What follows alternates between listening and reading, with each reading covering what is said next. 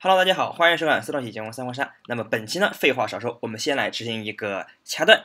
我们可以现在看到场上的局势是有3个吴国，一个魏国，一个野心家，对不对？好，请注意这个甄姬、曹丕有8张牌，但是被乐了，马上大概行动。好，那么到他行动的回合呢，我们看到场上我们有2张哦，请注意哦，2张手里还有一个我们刚刚给他的诸葛连弩。好，那么这一波乐没有过，他就要弃牌，对不对？弃牌的结果就是1、2、3、4、5、6、7、8张杀全被2张拿走了。然后呢，你觉得2张会做什么呢？我们把速度看快一点。哎，他已经劝降了，对不对？现在看这个曹丕有一个藤甲，那2张首先要把他看能不能把他弄死。弄死呢，似乎很简单，但是我们看这边是个谁呀？是个孙尚香、徐盛。大家都知道这个人的防御力是很强的，神装的孙尚香、徐盛，杀他一套，他摸1张弃1张，弃1个装备摸2张牌，相当于杀他1张，他可能摸3张牌。那这样的话打的是很难的，但是这个2张毅然决然打上去了，为什么呢？请看这里。这是什么意思呢？这是我们鸟降这个技能，就是我们蒋钦的阵法技。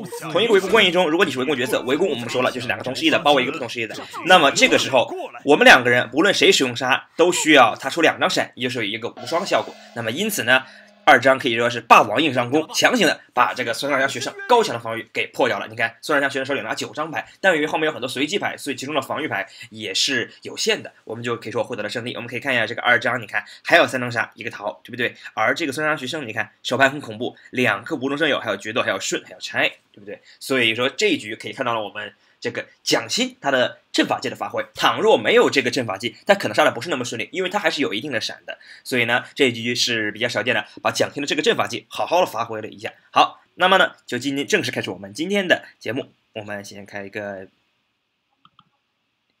好。那么从今天开始呢，我们准备接下来几期节目呢，就每期分别以不同的势力为这个主要的背景来为大家介绍几个和这个势力相关的一些录像。比如说我们今天的主题就是吴国，所以我们今天的录像呢，主要以吴国的视频为主。好，那么我们首先看第1局。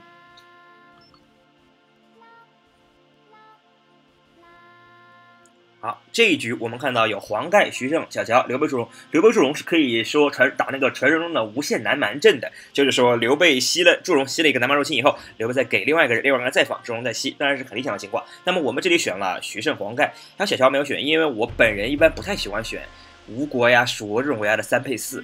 因为感觉实力不是很强，而选个徐盛、黄盖嘛，虽然这2个将好像没有特别的配合，但是至少他是个4血，有一定防御，有进攻，有防守，还可以，对吧？好，泰尔茨看了这个人，要跟他拼点，可惜他给你拼了个 Q， 让你这样就属于无疾而终，对吧？还弃了个杀，很亏。好，那么看这个2号位会怎么做呢？2号位装上2个装备过，表示我低调，谁也不惹，希望你待会儿亮将去打他，他谁也不惹，他坐等渔翁之利。好，出牌居然有毒条，注意一下，出牌居然开始时候有毒条，当然这种人很多了。好，他不是吴国。好，那我们看这个人会亮将吗？好，他亮了一个田丰。田丰这个武将我们知道，在优势的时候不多说了，原来是田园啊。那么我们这个牌还比较尊重大嘴。虽然比较尊重大嘴，但是我们都知道田园这种将，他如果真的打起来了的话，你就算是周泰你都扛不住的。所以我们只能寄希望于什么呢？一个有最强的对手魏国限制上，比如说夏侯惇今天出来了，比如说司马懿。再一个就是希望什么？希望有群雄，群雄救我。这时候如果出一个群雄，把他牌搞光就可以了。当然了，从目前的角度来看，有可能他还没有把任何人射兵死，这个袁绍先没牌了。好，曹丕翻我们挺讨厌的，他把我翻的，他可以马上动嘛，对不对？他不想有可能任何的意外因素。如果我不是魏国的话，那我这里移动可能把曹丕给坑了。如果我是魏国，这里要等一下也无所谓，因为我没有亮将。不管怎么样了，他翻我们，实际上呢，对于我们来讲，现在倒不是太担心，只要这个袁绍不把场面射崩就可以。因为他不把场面射崩的话，现在就属于魏国2个人，魏国超法最高。你看，你就搞他了。那你这里如果把这2张牌都拍出去当杀用的话，可以发动一死线。当然了，袁绍肯定有自己的考虑，他不想把自己的牌打空嘛。打空以后，他可能后面就没有什么玩的了，他自己要死了。好，曹丕选择杀夏家，因为夏家是一个3不卖，而且是万箭3不卖，所以他选择打他，没有什么太大的问题。南蛮入侵打下来的话，有可能要选的不一定，有可能是魏国人，对不对？比如说甄姬这种。但是如果万箭齐发打下来的话，那这个甄姬的可能性也排除了，因为甄姬4张牌没有闪的肯定很难，所以除了邓艾，而邓艾亮将很容易，所以基本上可以判定这个人不是魏国了，曹丕去帮他没有问题。好，蔡文姬的话，这里跳出来了，但是蔡文姬貂蝉、田丰袁绍，我们可以看到魏国和群雄都是2个人，但是很明显魏国强很多的，因为你蔡文姬这里只要一死，田丰马上要跟着崩，对不对？太史慈能活下来吗？曹操这里看你直接下后面了，因为他这里不担心得罪你吴国怎么样，他就是要快速建立一个人数优势。魏国嘛，想打浪一点，可以理解吧？哎，又有个 AOE， 但是很不巧被我们的太史慈同志打了一个博无懈。那么这样的话，这帮好牌都被我们拿走了，很有利。我们可以考虑先抢一下装备，对吧？对，先抢一下装备。我们这个时候是短期内没有连打打算的，不要说你是黄盖，看到那出个连弩你就头脑发热了。你现在没有很合适的进攻的目标，场上你看这还有2个暗将呢，所以你说不准接下来会发生什么事情，所以不要急。更何况这魏国还是很强的。哎，太史慈准备2边都打了，平均压。但你这个时候实际上属于2边都得罪了，对不对？你田丰这里如果打中了的话，貂蝉还可以判一下，对不对？而你打不死的话呢，现在这个曹丕看似没有牌，但是你看他把田丰一翻，田丰待会儿只要，哎，你还看望见，田丰只要一死，曹丕又有牌了，防御又起来了，所以这是很讨厌的。曹丕甄姬这个组合就是这样，甄姬呢有效弥补了曹丕防御力不够强这么一个问题。好，我卖躺枪，对不对？那你这个样想要给魏国打工，你把群雄给彻底灭掉了，这就放了，没有问题。你把群雄给彻底灭掉了，而魏国呢，并没有受到什么特别大的损失。夏侯惇如果要吸的话，他一个刚烈，你又很尴尬。对，哎，你看到没？他一刚烈，你牌就只能起到哦，还好运气不错。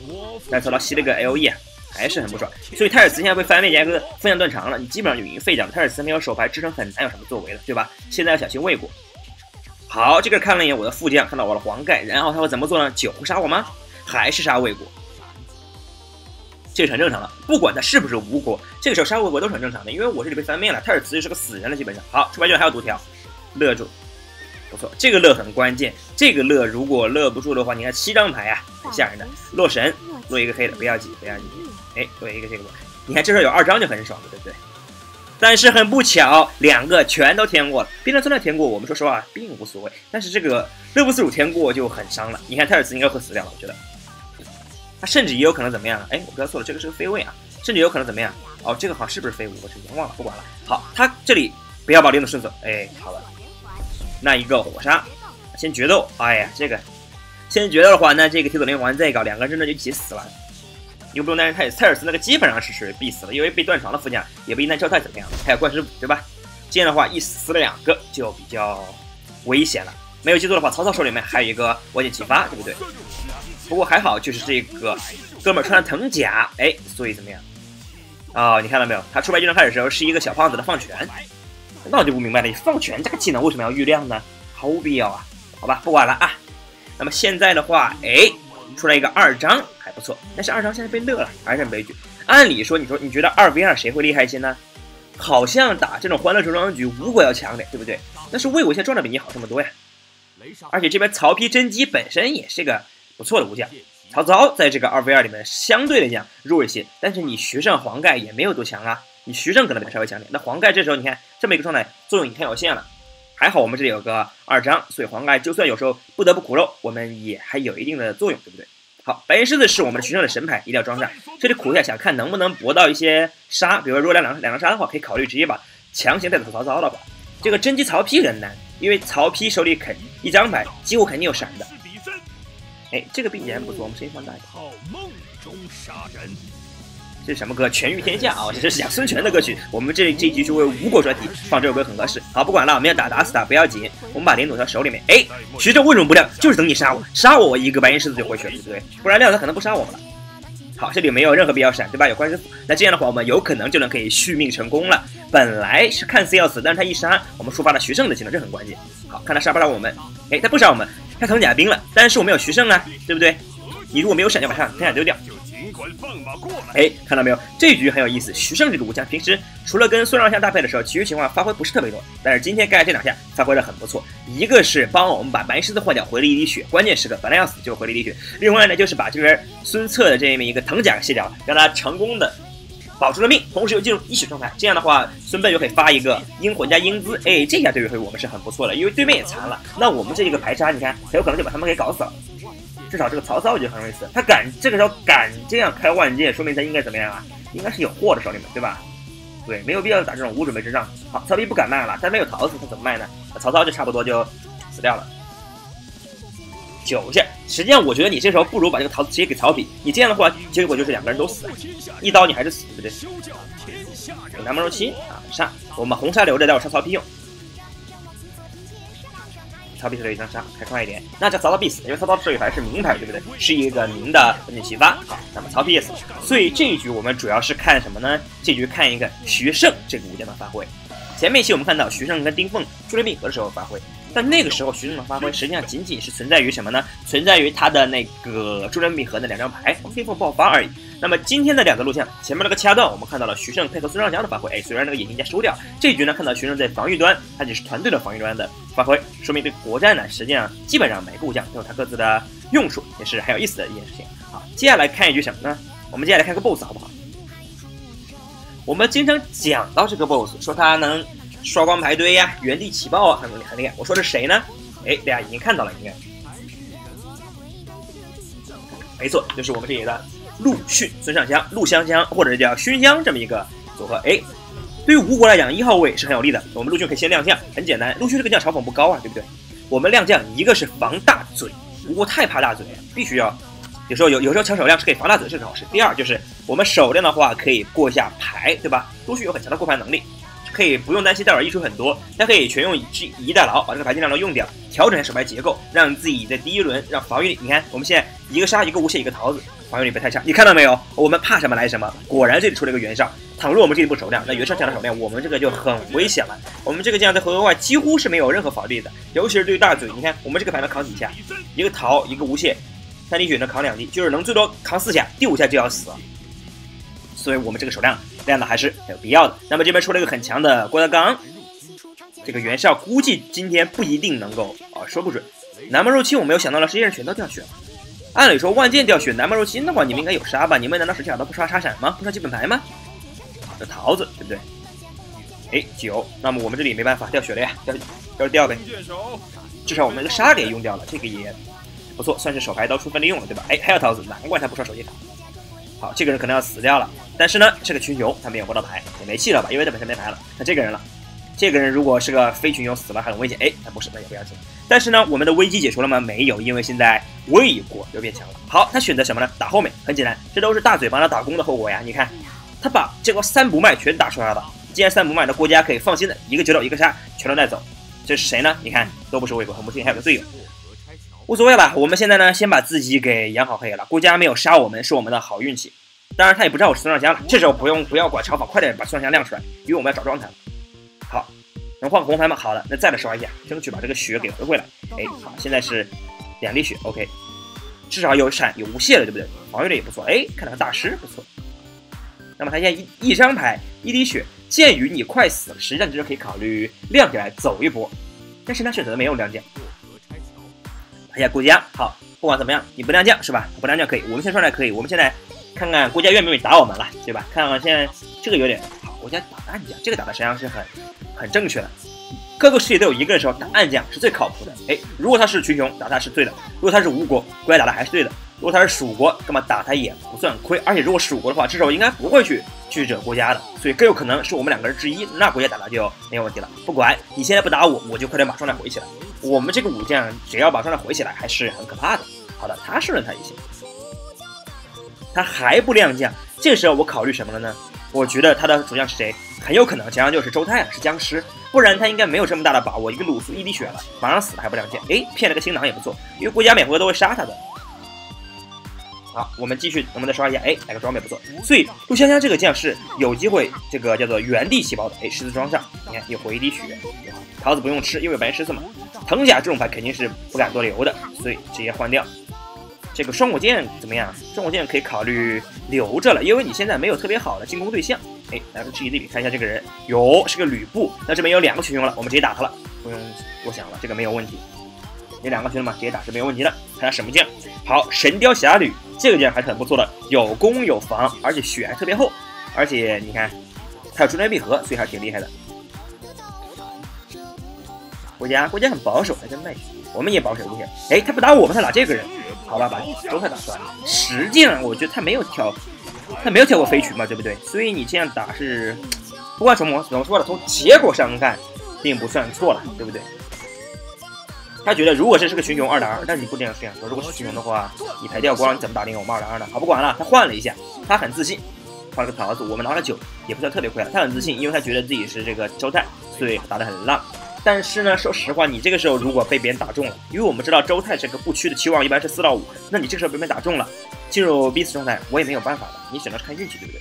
话说这时候还是打国家，那这个时候就是我们怎么样啊？有机会，我们跟着也搞一下。实际上我这个时候更想去压吕布，对吧？平均压血。但是呢，这个吕布这个人物盾很讨厌，那没办法，那就先刷会牌吧。鲁斯因为本身手牌基数太少了，他又想留一张牌去保他的耗时，所以这时候可能过台意义不是特别大，最多能帮他过到一个什么？过到一个桃子，对不对？好，再刷一次。我们这时候就不用了，我们这时候以自己为重，不用太考虑这个队友。他如果真的死了，你没有办法，对不对？还有离间，你看到没有？4血探士。但是呢，这个时候的话，进入2打2的话，你群雄为什么会主长跑？所以挺好的，我们会打群雄。那么这时候问题来了，怎么打？我们平均压血合适吗？看似这个时候平均压血好像更合适，但是你想想，对于我们陆香香和对面的郭德纲，你觉得敌人会打谁？敌人肯定愿意敢打我们，对不对？因为我们没有防御力，郭德纲有防御力，对吧？所以不管怎么样，就是3人局了。那么进入3人局，我们这个所谓的 BOSS 超分很高的，所以这个时候先保生存，跟他睡。现在这个时候我们超出一个空来分析一下，我们觉得等状态这3个人单挑谁会优势呢？毫无疑问，我们肯定是最强的这个单挑，这个是不用讲的。如果是等状态，那问题是不等状态，我们现在最脆弱，对不对？好，装上。那么实际上郭德纲看似最恶心，实际上我认为郭德纲是单挑最弱的一个，因为我们2个都是一个大过牌流，一个小过牌流，都比你郭德纲这个不动白要厉害。而如果是一个很弱的过牌流，打不赢郭德纲，因为郭德纲虽然不动白，但是使用强力不动白。但是吕布貂蝉他不是弱过牌流啊，他是4血将，而且还有输出的过牌流或者是摸白系，所以打他是完全可以打的。现在还装寒冰剑。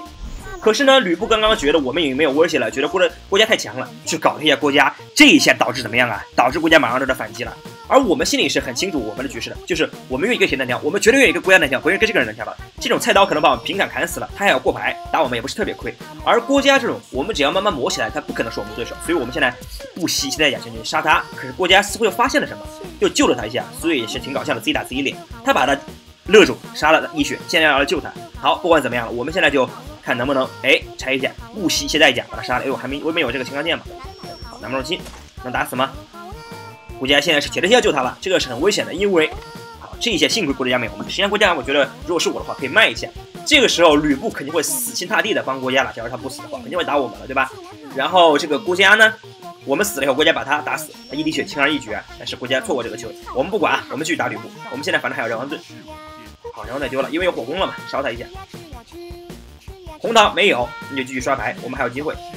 又来个火攻，还没有红桃吗？不要紧，继续刷。好，刷到红桃了。打死，好，强行我们进入了单挑。那么因为我们手里有个闪，所以比较自信。因为郭嘉这个将本身没有任何攻击能力的，他只能靠平砍。那么你这样砍一下，有线。我们只要稳住个几轮，只要待会儿来一个装备，一个红牌，我们就能瞬间把优势打回来，这个是很轻松的。好，我们现在先保防御嘛，先强行把这个闪弹过来就可以了。他反正他只要不神抽，那么每回合就靠杀的话，我们这个闪能撑住。这轮拿到装备了，但是个藤甲不敢装啊，对面有个扇子，而且我们现在没有红牌，所以忍一忍吧。再下一轮2张牌，只要1张红牌就可以了，1张红牌就可以了。那可惜我们这个陆逊来自非洲，还是没有摸到这个红牌。好，再下一轮，这轮要掉血了，很正常，没有人一杀嘛，不要紧。我们这一轮只要来一个红牌就能够，你看，不要管光师傅了，直接用，因为你后面还外的装备了，不用担心。先过牌，你看到没有？强行过牌，一下子来了，桃子。关键是无毒射有这种牌是后面越来越多的，虽然像陆逊就是这么强，因为他能够把自己的手牌越换越多，越换越多。那这样的话，你是可以完全放心的，对吧？这道杀人能接过来吗？接过来，好像还有一次机会吧。武器排队中的武器是比马多的，所以可以把武器丢掉。所以你看又过了好东西了，拆一下吧。顺实际上可以留着，留什么呢？我们现在开始控距离了。待会儿他装一个，你看到没有？就是等着顺这个东西。那你9杀5过这么多牌，我肯定会有闪，对不对？还可以把武器给怎么样顺过来了。又来个真一代了，那不用白不用了，因为我们说了，武器是可以比较大胆的给它换掉的。因为排队里的武器是最多的一种类型的装备，对吧？好，有张闪，砍他一刀吧。我们虽然郭嘉这个武将啊，好像卖一滴血有5点收益，对吧？1记2张牌，天度的那个刚烈1张牌，刚烈拆我2张牌是5点收益，但是在我们手牌极多的情况下，这个收益实际上从5点变成了3点，因为我们很多牌是本来就要弃掉的，那么这个时候相当于只有3点收益，而我们只要每活砍1刀就可以了。如果砍2刀的话，他6张，他摸6张牌可能会把我们爆发恶心住，但是如果3张牌的话，他爆发能力就大幅降低了。更何况这个人他只能靠牌爆发，他没有技能，像我们这种连环爆发是不行的。我们动一轮就是毁天灭地，你看又神装了，很轻松，我可以打快一点。哎，先闪，他闪了再决斗。如果他不闪，我们可以考虑不用决斗了，对不对？每活1刀就能把他搞死。现在他又没有距离，所以哎，你看很难的。那么现在可以考虑，可能会有桃子，这是一个问题。但我们想，我们现在优势已经很大了。哎，再刷一会儿，能刷到乐吗？西单过到乐。再移到老下，减1码吧。好，不能减1码，可以9杀一下。闪，那强命闪的话，我们又可以用怪师傅强命，你看来乐。不过他没有桃子，那就死掉。有桃子我们也不用太担心了，因为我们这里有乐。就算没有乐的话，我们一个无懈，这里有个无懈，留个桃，留个闪，那么这个防御力也基本上是能够保证的。更何况我们神装嘛，只要这轮打不死我们，我们下一轮又能够一波给回起来了。所以说，苏让像陆逊，你这个武将你在打的时候一定要注意，不要轻易把它放进单挑。我们刚才为什么不惜一切代价也要打死那个吕布貂蝉呢？就是我们就想跟国家进单挑，吕布貂蝉很妨碍我们的，我们单挑吕布貂蝉没有绝对的胜算，他可能真的一刀刀把我们砍死，但是打郭嘉我们的胜算还是很大的，只要稍微扛一下就可以了。所以呢，一旦进入了单挑，就有一种青龙流入大海的感觉，这样的话我们就优势变得非常明显了。所以这一局呢，我们看到了这么一个大家嘴上经常讨论，但是实际上出场率不是特别高的这么一个陆逊、孙尚香，这么一个组合。好，那么接下来看一局什么呢？接下来看这局叫吴克群。吴克群的说法顾名思义嘛，那就是说吴国国战克制群雄。但实际上呢，这个大家只开玩笑。我实际上在我个人看来，可能群雄还更克吴国一些，对不对？因为群雄的最大特点就是爆发，而吴国是4个国家里面最怕爆发的。守国防御强，会不会有卖血有反噬？而吴国国外防御很错，很弱，所以像群雄的双头啊、大嘴啊都是非常克制吴国的，尤其是大嘴是吴国毁灭者，对不对？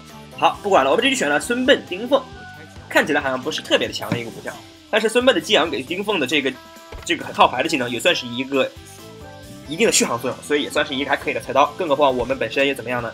这里有毒条啊，这里有毒条，又不是孙尚香，所以基本上是一个谁呢？是个邓艾。好，这里出了个群雄，2个群雄了。那现在超跑的群雄上面，我们继续讲，我们这将又是个4绝将，所以加上孙膑还有一定的防御力，所以这个将呢还不错，超猛特别低。而一旦进入单挑的话，属于一个还行的水准，至少不会特别重进入单挑，对不对？打孔融这种武将还是很稳的。首先我们4绝，第二个单激昂的话，单挑属于勉强还能看。好，这时候看到一个位，就是2个位2个群了。这个时候我们选择怎么样呢？你看，我们还搞群雄，那这样的话给这个魏国充足的自信来打群雄，对不对？他觉得，哎，你看到2个位还不打完魏国，说明你是队友呢，他就很放心的去搞群雄了。哎，那正中下怀，对不对？就希望你跟群雄在这互撕嘛，对不对？如果我们刚才看了他以后不动了，那他可能会觉得，哎，我不是魏，不是群，想打酱油，那他可能还不敢出来了。